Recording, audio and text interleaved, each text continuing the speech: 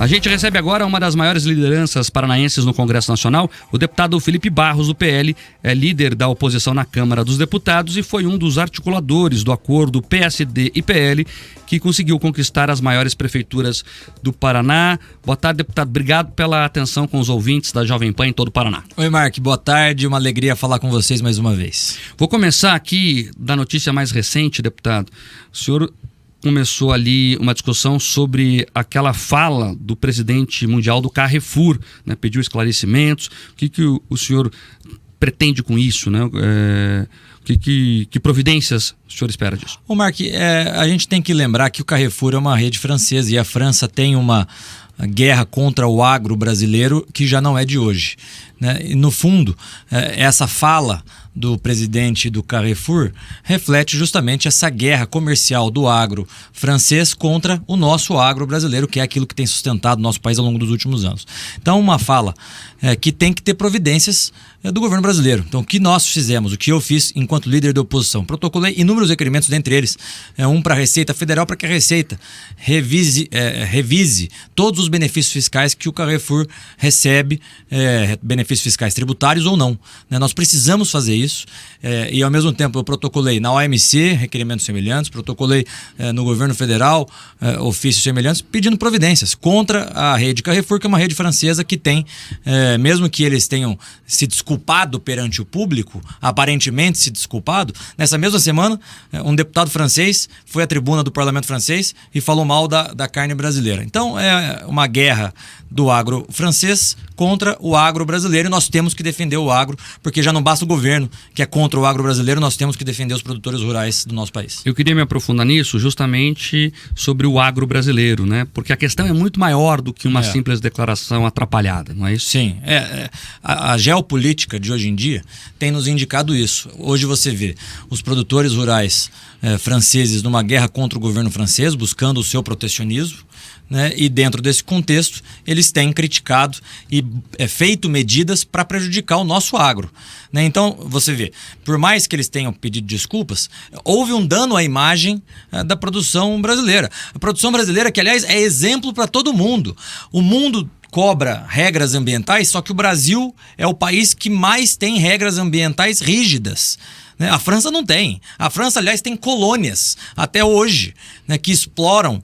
A França explora suas colônias, né, um negócio tão ultrapassado, mas a França ainda tem. Então a França não tem moral alguma para falar da produção agropecuária do nosso país. E é por isso que nós temos que ser muito incisivos contra isso que eles estão fazendo. Deputado, vamos trocar de assunto, falar das recentes operações da Polícia Federal, também das decisões do Supremo Tribunal Federal em relação àqueles vários inquéritos que lá tramitam, né? O contragolpe, o famoso inquérito das fake news, e nesse inquérito especificamente o senhor foi citado. Foi. O senhor teria conhecimento técnico, segundo a PF, sobre a divulgação de informações falsas, de acordo com o relatório. Sim. Como é que o senhor responde isso?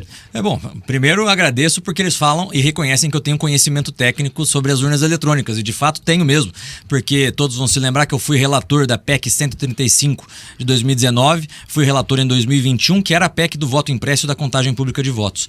É uma pauta que eu defendo, é uma pauta suprapartidária que o parlamento sempre defendeu desde a implementação das urnas eletrônicas na década de 90. Roberto Requião já defendeu, Zé Dirceu já defendeu, inúmeras figuras do PDT como Brizola já defenderam o voto impresso. Portanto, é uma pauta que é da democracia brasileira, não é uma pauta do Bolsonaro, não é uma pauta do Felipe Barros ou uma pauta da direita, é uma pauta da democracia brasileira, né? Então, a PF diz que eu tenho conhecimento técnico sobre urnas eletrônicas, agradeço, porque de fato tenho mesmo, estudei.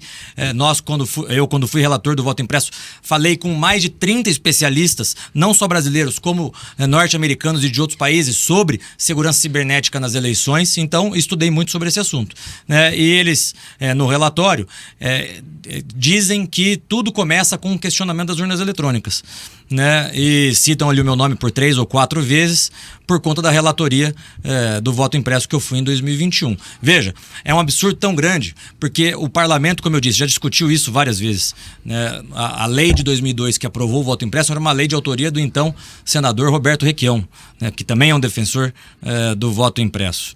É uma pauta, portanto, do povo brasileiro. E eu tenho a convicção que se nós tivéssemos conseguido aprovar o voto impresso e a contagem pública de votos em 2021, quando eu fui o relator, muitos dos problemas que nós tivemos posteriormente não teriam acontecido. Porque quando nós falamos em eleição, nós temos que dar ao eleitor, ao cidadão, a convicção de que o voto, que cada um vai lá na sua sessão eleitoral, digita na urna eletrônica, nós temos que dar ao eleitor a convicção de que o seu voto foi registrado, apurado e totalizado corretamente. Isso só é possível se ao lado da urna eletrônica nós temos a impressão do voto com o eleitor depositando a cédula do voto impresso nessa urna indevassável. Então, muitos dos problemas que nós temos não teriam acontecido. Deputado, a narrativa policial é a seguinte, que tudo começou com esse conhecimento técnico do senhor sobre divulgação de informações falsas, que isso... o que já é um contrassenso, né? Porque só tem conhecimento técnico, como que eu divulgo fatos falsos? Então é um contrassenso. É um sistema, o gabinete do ódio lá. É um contrassenso completo da Polícia Federal, porque se eles afirmam que eu tenho conhecimento técnico, como que eu divulgaria mensagens ou, enfim, informações falsas? E não são informações falsas, né? Na verdade... O que o senhor espera dessa investigação? Veja, eu não fui indiciado, não estou indiciado, eles só fazem, ao citar o meu nome, eles fazem essa contextualização histórica e política, né? Dizendo que o questionamento da urna começa lá atrás. Só que, na verdade, se eles forem pegar os questionamentos da urna vem desde a década de 90, então eles deveriam ter pegado todas as vezes que o Parlamento brasileiro discutiu a implementação do voto impresso, e não só nesse momento de agora. E o que eu espero é que haja, por parte do Procurador-Geral da República, o conhecimento técnico, a sabedoria, para que vejam aquilo que a Polícia Federal narrou, a Polícia Federal do Alexandre de Moraes, não é a Polícia Federal que muitas pessoas acham, a Polícia Federal é isenta. Não, é a Polícia Federal do Alexandre de Moraes. Que o PGR leia os fatos e veja que ali só são elucubrações. Não há, efetivamente, absolutamente nenhum fato que possa condenar o presidente Bolsonaro. Não há. Você não pode criminalizar discussões ou pensamentos.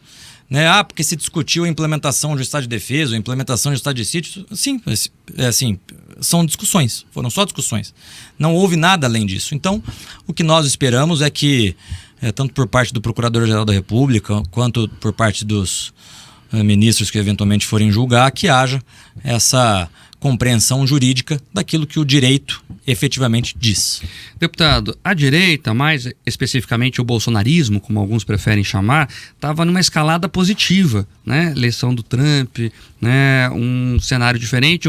O ex-presidente chegou a falar, inclusive, que acreditava que ia reverter a sua condição de inelegibilidade. Depois dessa operação contra-golpe, parece que as coisas meio que ficaram mais turvas novamente. Como é que o senhor, que é aliado de primeira hora do ex-presidente Jair Bolsonaro, enxerga essa situação? Como é que o grupo dele está vendo? Veja, nós tivemos uma pesquisa do Instituto Paraná Pesquisa essa semana, que mostra que quanto mais bater no Bolsonaro, mais ele cresce. A pesquisa que o Instituto Paraná Pesquisa, que foi um dos que mais acertaram nas últimas eleições, aponta é que se as eleições fossem hoje, o Bolsonaro já estaria, salvo engano, com 5 ou 6 pontos à frente do Lula. Acho que o Lula na pesquisa estava com 33 e o Bolsonaro com 37 ou 38, não me lembro o número exato de cabeça. O fato é, quanto mais bater no Bolsonaro, mais ele cresce. Por várias razões, Mark. A economia está degringolando, está ruim, o povo está vendo a inflação e sentindo a inflação toda vez que vai para o supermercado. Aquilo que você comprava há 6 meses, você não compra mais. A picanha que o Lula prometeu não chegou, pelo contrário, está cara. A cervejinha que o Lula prometeu na campanha está também cada vez mais cara. A economia degringolando, a dívida pública cada vez crescendo mais. O dólar bateu um recorde histórico do nosso país, bateu hoje o recorde de R$6, quando na pandemia, com todas as dificuldades econômicas que nós passamos, o dólar chegou à época a R$4,50, quase R$5. O próprio PT desceu além, agora está a R$6. O Haddad fez uma declaração ontem na televisão e na rádio desastrosa, né, o que fez, consequentemente, o dólar aumentar. Então, as pessoas estão vendo que o presidente Bolsonaro tem sofrido perseguição política. E, ao mesmo tempo, a economia degringolando. Aquilo que o Lula prometeu não está sendo cumprido, o governo perdido, o Lula só sabe e só quer saber de viajar com a Janja pelo mundo, ia comprar um avião novo, desistiu, porque ia ficar muito, muito feio, né? Problema com abastecimento de água no Nordeste, os caminhões-pipa foram suspensos, agora retornaram, ou seja, o governo está perdido. Nós não temos governo. Dizem que até que a presidente é a Janja, quem manda mais ali é a Janja. Né? Então, veja, o povo não é besta, o povo se informa, o povo sabe o que está acontecendo. Então, os números, pra gente, falam mais do que qualquer outra coisa, né? E os números da pesquisa essa semana nos indicam que o presidente Bolsonaro tem ampla vantagem para ser o nosso candidato em 2026. Vocês acreditam nisso? Nós temos a plena convicção que ele vai conseguir reverter a inelegibilidade dele. Inelegibilidade que veio sem qualquer razão jurídica, né? Então nós temos a plena convicção que ele reverte a inelegibilidade para disputar a eleição de 26. Sobre o pacote do Haddad, ele promete cortar 70 bilhões em 2 anos. A bancada de oposição viu como esse anúncio? Essa promessa será cumprida? Insuficiente, Mark, porque nós teremos um déficit já esse ano muito grande, o ano que vem maior ainda.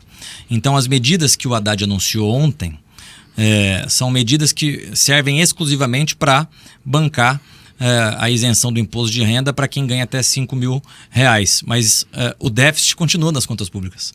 Né? E pelo contrário, isso está aumentando. Né? Você pega as estatais, que o presidente Bolsonaro entregou todas com saldo positivo, já estão todas, sem exceção, com saldo negativo, com previsão de déficit cada vez maior. Então, no momento em que o ministro da Economia, o Haddad, ministro da Economia que não deveria ser, porque ele tem entrevistas dizendo que ele não entende nada de economia, né? Então foi alçado a ministro da Economia sem saber o que tem que fazer. Tá aí o resultado. O governo se endividando, a inflação aumentando, o dólar crescendo, o dólar impacta diretamente na vida de todos nós. Taxaram a blusinha da Shopee, né? Falaram que não ia aumentar imposto e esse governo só sabe aumentar imposto. Então tá aí o resultado. Ainda sobre esse assunto, o governo está dizendo que já conta com o Supremo Tribunal Federal na ideia de taxar os super ricos se o Congresso resistir. Já estão ali adiantando um problema que terão. Não é estranho, deputado, que o governo conte com o Poder Judiciário sobre uma decisão que pode ser do Congresso? Como é que você está vendo essa questão? Isso eu acho que nós até chegamos a discutir, eu e você, da última vez que eu estive aqui, porque nós sempre tivemos um modelo chamado presidencialismo de coalizão, em que o presidente eleito, para se formar uma maioria parlamentar, compõe com partidos políticos de representatividade no Congresso Nacional. O que o Lula tem adotado é o que alguns juristas têm apontado como o judicialismo de coalizão. Né? Aquilo que eles não conseguem aprovar no Congresso, eles levam para o Supremo e o Supremo resolve. Né? É um absurdo, é o desvirtuamento completo da democracia brasileira, por mais que nós temos que ter respeito aos ministros do Supremo e à instituição Suprema e à instituição Judiciária, eles não foram eleitos por absolutamente ninguém, né? Então é o completo desvirtuamento da democracia brasileira. Nós estamos vendo agora, nesse momento, o Supremo julgar a inconstitucionalidade do artigo 19 do Marco Civil da Internet, uma discussão que tem que ser feita pelo Parlamento, não pelo Judiciário, né? Então, o Judiciário se imiscuindo das atividades e das prerrogativas do Poder Legislativo. Né? Só fazendo parênteses dentro disso com aquilo que a gente estava discutindo do inquérito, né? Qualquer tentativa da Polícia Federal do Alexandre de Moraes, não estou como indiciado, mas se eventualmente tentarem indiciar, é uma afronta completa ao Poder Legislativo, mais uma vez, porque iriam me indiciar, estamos aventando hipóteses, né? Sim. Pelo simples fato de eu ser ou ter sido relator do voto impresso. Então, você veja, o Poder Judiciário se imiscuindo e tentando anular as prerrogativas do Poder Legislativo. Lira fez uma fala muito dura ontem sobre isso, inclusive. Acredita que vai ter alguma resposta do Congresso em relação a isso? Eu acho que é inevitável que haja.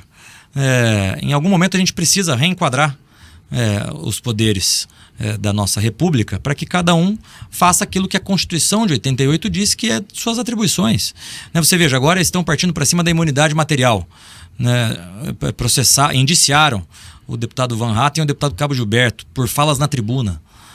Então é um absurdo completo. O Constituinte de 88 trouxe a imunidade material para os parlamentares, para que os parlamentares, legítimos representantes da população, possam falar aquilo que quiserem na tribuna da casa. E não podem ser penalizados civil ou penalmente por suas opiniões, palavras e votos. Então, acho que em algum momento todo mundo precisa sentar na mesa e voltar para a normalidade. Vamos falar aqui do Paraná, deputado. Primeiro Vamos. queria falar de Londrina, sua região.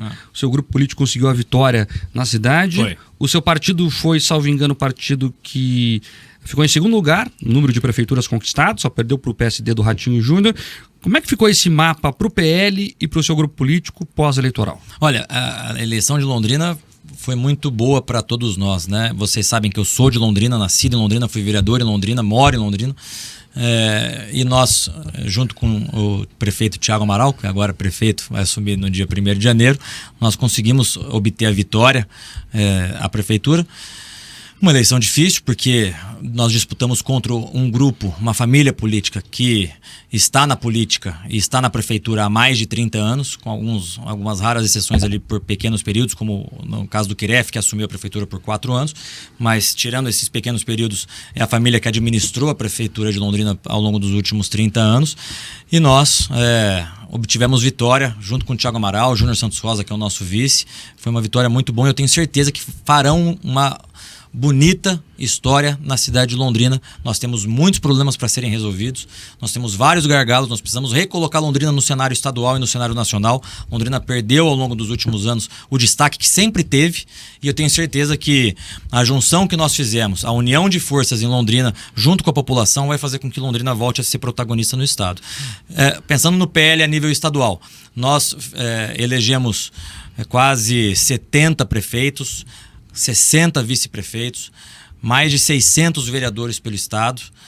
Em número de habitantes, nós somos o segundo maior partido nas prefeituras que nós iremos administrar, e isso, graças ao trabalho que eu e o presidente Jacobo fizemos, coloca o PL do Paraná, Mark, isso contando uma novidade aqui para vocês. O PL do Paraná, proporcionalmente, foi o que mais elegeu prefeitos de todos os PLs de todos os outros estados do Brasil. Então, o caso do Paraná foi muito simbólico para todo o PL nacional. E isso traz uma responsabilidade muito grande para cada um de nós, já pensando nas eleições de 2026. Sobre isso, a gente vai acompanhar agora uma fala do prefeito eleito de Londrina, o Thiago Amaral, que afirmou aqui para a Jovem Pan News que há um acordo entre o governador Ratinho Júnior e o ex-presidente Jair Bolsonaro para que o deputado Felipe Barros seja candidato ao Senado em 26. Vamos acompanhar. Nós temos hoje uma articulação que deu certo, né?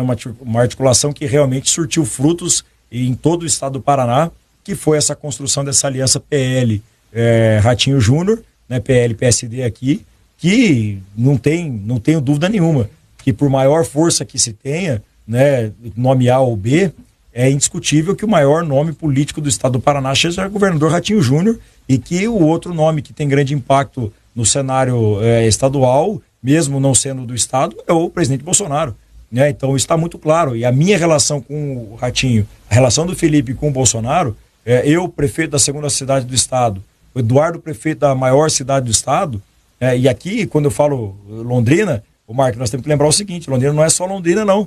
Londrina, é Ibiporã, é Cambé, é Rolândia, é Arapongas e é Apucarana. Nós estamos falando de 1.100.000 habitantes. E é o nosso time, é o meu time, é o nosso time, é o time que eu faço parte, é o time que esses prefeitos fazem parte. Então nós vamos chegar com pelo menos esse quantitativo de habitantes aqui, de lideranças, para a gente discutir também esse processo estadual, né? Nós queremos a nossa visibilidade. Ganhei a eleição aqui, o Eduardo ganhou em Curitiba, o governador Ratinho Júnior comandando o estado. Para mim, o novo tempo chegou, e se dando certo realmente esse caminho do Felipe Barros aí, sendo candidato ao Senado, vencendo uma eleição, é a nova geração, que realmente são novos nomes, né, que chegam para a política e que tem tudo para dar ao Paraná, de uma vez por todas, o protagonismo nacional. Deputado, tá aí, o Thiago Amaral entregou o jogo. O senhor confirma essa articulação? Tem vontade de sair ao Senado mesmo? Mark, em 2013, eu ainda era estudante na UEL, Universidade Estadual de Londrina, de Direito. Em 2012 havia sido presidente do Diretório dos Estudantes. Em 2013 as manifestações de rua eclodiram pelo país. Eu fui o líder das manifestações de rua em Londrina. Organizamos os impeachment, as manifestações pelo impeachment da Dilma Rousseff. Depois, sem ter qualquer parente na política, sem ter partido político, eu me formo em 2014. Em 2016 fui eleito vereador na cidade de Londrina. Eu já era do movimento Pro Vida, defendia, estava na batalha contra o aborto, contra a ideologia de gênero. Já tinha uma relação pessoal com o então deputado Jair Bolsonaro, que também estava nessas batalhas junto com a gente. Eu ia a Brasília quando fui eleito vereador, ficava hospedado no apartamento funcional do deputado Jair Bolsonaro. Tenho essa amizade com ele. Eu fui o primeiro político do Paraná, vocês vão se lembrar disso, a apoiar o presidente Bolsonaro. Trouxe o presidente Bolsonaro na época, 2015, na época que ele estava na pré-campanha para presidente da República. Trouxe ele para cá, para Londrina, para Maringá. Então eu tenho essa relação de confiança e de amizade com o presidente Bolsonaro. E há um ano nós estamos construindo o cenário para 2026. O presidente Bolsonaro tem dito da importância de nós termos senadores em 2026, defendendo as nossas pautas, a pauta da direita, a pauta da democracia do nosso país, que tem sido vilipendiada. Então, de fato, eu e o presidente Bolsonaro temos essa construção há mais de um ano. O presidente Bolsonaro, ao mesmo tempo, tem uma amizade pessoal com o governador Ratinho Júnior, com o seu pai, o apresentador Ratinho, né? E essas conversas já estão sendo travadas ao longo desses últimos, pelo menos 10, 11 meses, quase um ano. Então, sim, de fato, nós estamos nessa construção.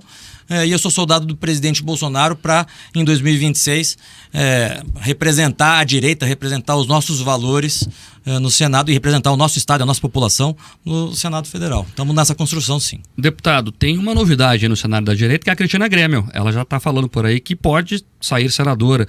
Como é que você observa essa movimentação? Olha, eu sempre tive uma excelente relação com a Cris.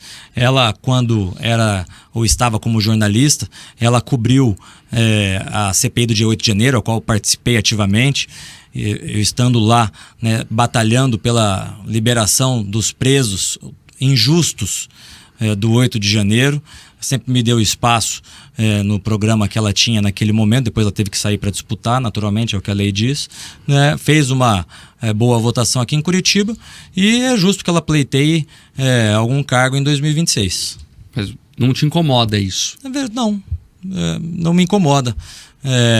Nós temos que ter a convicção que na política há espaço para todos, né? Como eu disse, pelo histórico, desde 2013 da minha trajetória política, entrei para vereador sem ter qualquer tipo de apoio político de absolutamente ninguém, pela amizade que construí com o presidente Bolsonaro desde 2014, 2015, na época do impeachment, passando pela campanha presidencial.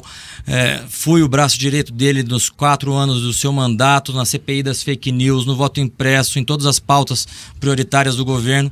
Eu, particularmente, tenho essa construção com o presidente Bolsonaro, que envolve, inclusive, o próprio governador Ratinho Júnior, o apresentador Ratinho Pai, né? Então há essa construção e também há esse pleito legítimo da Cris, a quem eu repito, gosto muito dela, ela sempre me deu muito espaço. Esse grupo formado, né, que o Thiago Amaral falou, que o deputado confirma agora, pretende fazer o que em relação ao Palácio Iguaçu? Tem nome já? Como é que está essa construção? Não, ainda não há nome, isso é uma decisão que passa pelo próprio governador Ratinho, né, que ainda não sinalizou o que vai fazer em 2026. E nós vamos aguardar a decisão do Ratinho, né? E devemos caminhar junto com ele.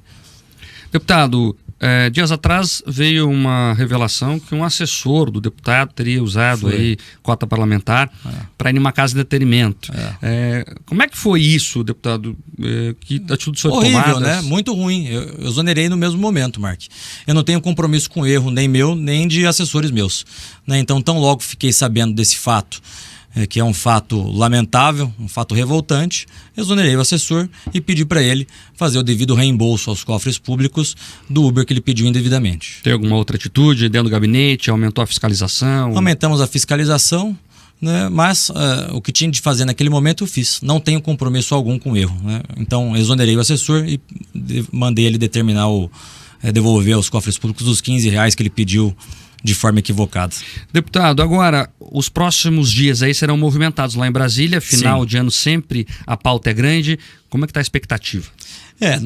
A pauta está, de fato, muito grande, Mark. Nós tínhamos ali uma pauta própria da oposição.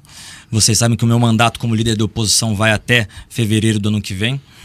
Na última vez que nós estivemos aqui conversando na Jovem Pan, eu disse que a minha missão era aumentar a bancada dos deputados de oposição. Então, eu assumi a liderança da oposição com uma bancada de aproximadamente 120 deputados e em fevereiro devo entregar a liderança da oposição com 180 deputados formalizados dentro da bancada da oposição. Nós conseguimos avançar com pautas como, por exemplo, o projeto de lei das armas, a PEC do aborto, que nós aprovamos essa semana, a PEC da vida, que nós aprovamos essa semana na CCJ, PEC da vida, porque coloca na Constituição Federal que a vida tem que ser protegida desde a concepção. Você acha que vota esse ano ainda essa ou não? Não, porque como é PEC, precisa ser criada uma comissão especial para os partidos indicarem os membros e aí aprovar a PEC. Mas nós aprovamos na CCJ e a comissão especial deve ficar para o início do ano que vem. Nós conseguimos segurar o projeto de lei das chamadas fake news, aquele famigerado projeto de lei 2630, que era horrível, né, o projeto de lei da censura. Então nós tivemos grandes vitórias ao longo desse ano para a oposição. Né, e devo entregar, portanto, em fevereiro com grandes vitórias e ainda elegendo o nosso sucessor, que é o Zucco, que foi o nome que nós escolhemos para permanecer ali na liderança da oposição. Agora, nesse ano ainda, nós temos essas pautas bombas do governo. Acredito que o Lira não deve colocar elas em pauta. Nós temos a reforma tributária que deve voltar do Senado nas próximas semanas. Nós fomos contrários à reforma tributária, porque essa reforma tributária do Haddad só tem um objetivo, que é aumentar imposto. Não diminui e nem simplifica, só aumenta imposto. Então, não é uma reforma tributária. Nós seremos contra, mais uma vez, essas alterações. Acredito que nas próximas semanas nós devemos ter aí mais 3 ou 4 semanas de sessões legislativas.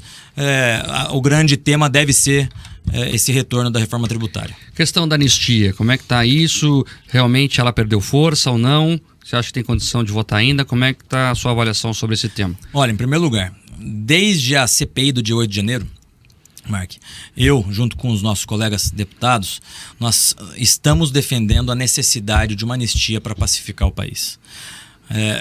Que houve crimes no 8 de janeiro, como depredação de patrimônio público, sem sombra de dúvidas, as imagens estão lá. Só que as pessoas responsáveis, depois de um processo justo, respeitado a ampla defesa e o contraditório, respondam pelo crime de depredação de patrimônio público. E não penas desproporcionais, como senhoras e senhores de idade, que sequer depredaram patrimônio público, às vezes estavam lá passando, resolveram entrar para ver o que estava acontecendo, pegaram 17 anos de cana. Não é justo, isso não é justiça. Então nós temos defendido a pauta da anistia como uma forma de pacificar o país. E muitas vezes o tempo da Câmara e do Senado não é o tempo que nós gostaríamos, porque lá, eu tive até uma discussão esses dias com um colega meu, amigo meu, eleitor de Londrina, que falou: Felipe, está demorando demais. Eu falei: pois é, mas nós estamos entre a cruz e a espada, porque nós só podemos colocar em votação quando nós tivermos maioria, Mark. Porque se a gente bota em votação e perdemos, a gente só pode reapresentar a anistia na próxima legislatura. Então, o que eu fiz ao longo desse último ano como líder da oposição? Eu conversei com todo mundo, Mark, com deputados de quase todos os partidos políticos, com quase todos os deputados da Câmara, convencendo e tentando convencê-los sobre a necessidade da aprovação da anistia. E vinha vindo bem. Super bem. Já estava para ser aprovado. Aí teve essa operação contra-golpe. Então, e mais do que isso, né? A imprensa começou a divulgar, a imprensa nacional, que se nós aprovássemos, poderia ser utilizado como argumento que nós estávamos negociando o apoio à presidência da Câmara pela aprovação da anistia e que isso seria o argumento que eles utilizariam para julgar inconstitucional a anistia por um suposto desvirtuamento de função, enfim, qualquer coisa que eles utilizassem para julgar inconstitucional. Então o que o presidente Lira fez? Criou a comissão especial e separou os assuntos. Uma coisa é a eleição de presidente da Câmara, outra coisa é a anistia. Então, eu tenho a convicção de que a anistia vai ser aprovada. Por mim, já tinha sido aprovado no começo do ano, mas nós não tínhamos, naquele momento, maioria. Fomos construindo isso ao longo dos últimos meses. A comissão especial deve ser implementada esse ano, já foi feita pelo Lira, faltam os partidos indicarem os seus representantes, e a votação deve ficar para o início do ano que vem. Então você acha que ainda tem condições de aprovar o projeto? Eu acho, Mark, que cada vez mais a consciência, não só por parte dos deputados, mas por parte da população. A população viu e está vendo que injustiças foram cometidas. Como eu disse, que os responsáveis pela depredação de patrimônio público, após um processo judicial com respeito à ampla defesa, ao contraditório, com identificação das ações de cada um, respondam pelo crime devido, que é depredação de patrimônio público. Nada além disso. Não é justo uma pessoa que sequer depredou um patrimônio público receber um processo e ser condenada a 17, 18 anos de cadeia. Então eu acho que existe esse senso na sociedade brasileira de que é preciso aprovar. Eu acho que isso é inevitável que aconteça. Para fechar a eleição da mesa, como estão as negociações? Tá definido mesmo? Eu acho que está definido. O deputado Hugo Mota, que é o sucessor do presidente Lira, que foi o nome que o Lira escolheu, conseguiu ampla maioria. Né? Até agora, salvo engano, só o PSOL disse que faria um lançamento de uma candidatura avulsa. Todos os outros partidos declararam apoio ao Hugo Mota, então é uma eleição meio que por WO. Né? Já todo mundo considera o Hugo Mota como o próximo presidente da Câmara. Ou seja, está resolvido. Para fechar, deputado, como é que o senhor avalia pessoalmente esta suposta ação dos militares lá, que tinham planejado um golpe, segundo a Polícia Federal? O senhor acredita que aconteceu? Não aconteceu? Eu pergunto porque Sim. setores da oposição falam em narrativa, veem muitos erros na investigação, criticam algumas coisas. Enfim, o cara perdeu o táxi, não deu golpe, usaram palio velho. O que você pensa sobre isso? Eu tenho a impressão, Mark, ainda não consegui terminar de ler as 800 folhas, estão na metade mais ou menos, vim lendo inclusive ontem no voo. Eles foram muito criativos, né? A Polícia Federal do Alexandre de Moraes. E criatividade me parece que é o forte deles, como o próprio ex-assessor do TSE, Tagliaferro, dizia nas mensagens que foram reveladas pelo jornalista Greenwald, né, da criatividade, né, e da escolha seletiva de algumas pessoas para que sejam indiciadas. E veículos de imprensa, inclusive, nesse caso especificamente. Exatamente. E veículos de imprensa. A Revista Oeste, salvo engano. Exato. Então foram criativos. Agora, no direito, a gente não pode ter simples elucubrações. No direito, a gente tem que ter necessariamente, principalmente num processo penal, num processo criminal como esse, de relevância nacional, fatos. Quais são os fatos? O presidente Bolsonaro deu golpe? Não deu. O presidente Bolsonaro assinou qualquer decreto que pudesse ser questionado? Não assinou. Então, esses são os fatos. Qualquer coisa além disso são meras ilações. Você acha que o presidente Jair Bolsonaro pode ser preso? Não acredito nessa que é a hipótese. pergunta que as pessoas mais se fazem, né? Não acredito nessa hipótese. Primeiro, porque não há razão jurídica para isso.